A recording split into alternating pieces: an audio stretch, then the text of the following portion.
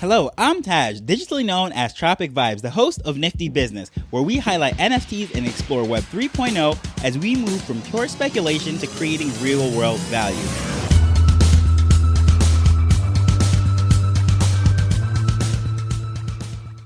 Have you used the mobile apps for Magic Eden or OpenSea? If you haven't, don't worry, you're really not missing much. In fact, it's just a glorified browser, and honestly, it's probably a waste of space on your phone anyways. However, neither of these developers are really to be blamed. The restrictions on the Google Play Store and the Apple App Store makes it very difficult to implement any kind of key features for any kind of crypto app. Most importantly, making purchases and sending crypto, mainly because they're restricting it to US dollars and going to require that 30% fee. That's what apps are charged for any kind of in-app revenue. But yesterday, I spoke about the Eth Phone and how they plan to solve all these problems over there. But did you know that Solana Mobile is also working on a solution for this? In fact, they've made some impressive progress, not just on software, but also on hardware. So that's what we're going to talk about today.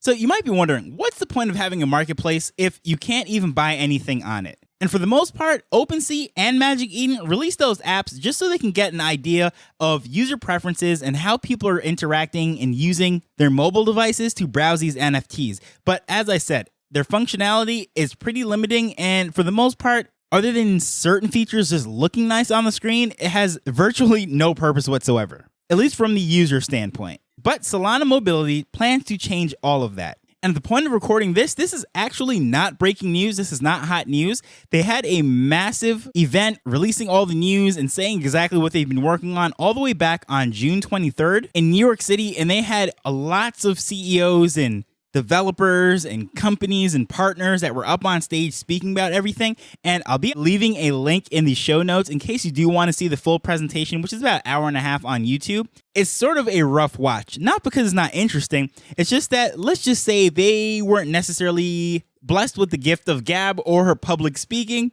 So some of these people that are speaking about some very interesting things, they're not very enthusiastic and they're a tough listen. However, if you're really into this stuff and you want to see some of these visuals, I highly recommend just watching that video. But I just feel the need to warn you up front that is not the most entertaining watch. But going back to this, Solana Mobility is a subsidiary of Solana Labs. So unlike ETH, where it's a community just sort of developing this on their own, this is state-sponsored, if you will, by Solana, and it really starts with the Solana Mobile Stack, a framework for Android that allows developers to create some rich mobile experiences and all those things that I spoke about before, all the cumbersome apps that really have little functionality and just having to swap between various wallets and just really not a pleasant user experience. That's what this whole thing is trying to tackle. You're going to have native apps and the ability to use these dApps seamlessly connecting to your wallet, making transfers, sending crypto, all without the need of those pesky browser plugins or wallet apps such as Phantom, which Phantom's pretty awesome. However, as I said, when you're using the traditional Android experience or iOS experience, you have to actually go into the wallet and use that onboard browser. So that's what they're trying to do. Eliminate all of that switching back and forth and having to go deeper into the wallet and delivering a very seamless experience. So that way you can actually enjoy the apps that you're using and how you're interacting with these marketplaces and doing all of your Web3 degenning and all of that stuff. And what makes this very interesting is not only is this software, but there's also a hardware element. And the thing that really stands out is this thing that they're calling the secure element, which is basically where the private keys are going to be stored and managed. And just giving you an idea without going too technical, within a smartphone, there are chips. Just like a computer, this is basically the brains that is running everything. However, with this, there's going to be a dedicated one with this only specific purpose of storing those private keys, somewhat like what a ledger does. It's going to be tucked away from all the other elements of the phone, so this is not something that's going to be constantly connected to the internet, such as a browser extension, and will only be connected to or accessed in order to sign transactions. But even going a step further, they're actually designing a full-fledged phone, which I think is pretty awesome.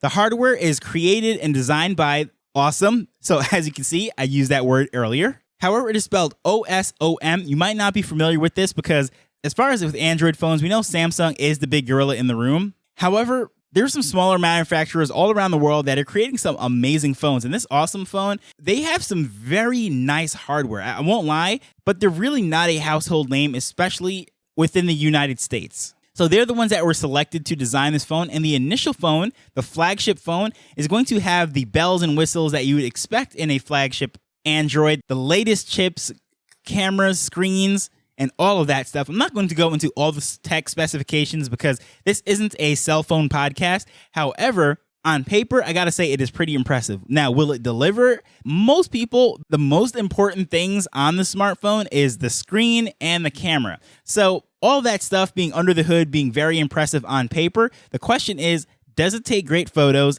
And is the screen a wonderful viewing experience for those NFTs and other media that I'm going to consume? This phone really has some interesting functionalities and is tightly integrated with the Solana blockchain. Obviously, this is the Solana phone's Solana Mobility. And if you look at that presentation, just hearing all those dApps and partners and how they're just speaking about how it's going to be seamlessly integrated, seeing the demo with Magic Eden and others, I was pretty impressed. If it really goes as the demo is, very smooth. And I find the name pretty interesting, the Saga Phone, because all of this stuff within crypto and NFTs and Web3, it is just being written, right? The saga continues. So that is why the phone was named the Saga Phone, because everything that we're doing is just the beginning and great things are to come. I would like to get my hands on one of these. The earliest that will probably happen is early 2023. That is when the scheduled release date should be, but at this moment right now, you can actually place a pre-order. The final cost for this phone, the retail price I should say, is probably around $1,000. However, you can make a pre-order, just the refundable deposit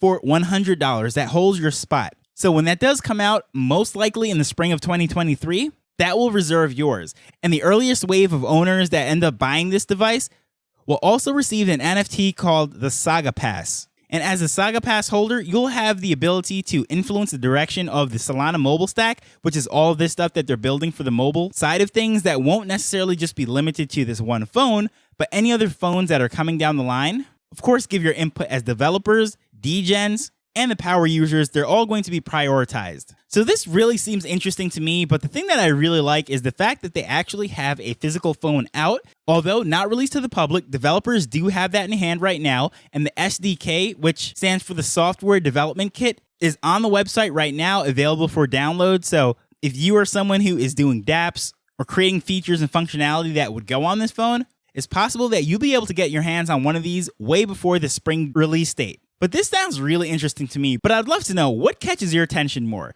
My episode yesterday when I spoke about the Ethereum OS, or does the Solana Mobility catch your ear? Please feel free to let me know at Tropic Vibes on Twitter. But as usual, I just want to thank you for taking the time to listen to this as we're learning and building Web3 together. So until next time, later. The Nifty Business Arrow is not investment advice. It provides insights and information within the space. As with anything, please do your own research before making a decision whether you're making an investment or a purchase.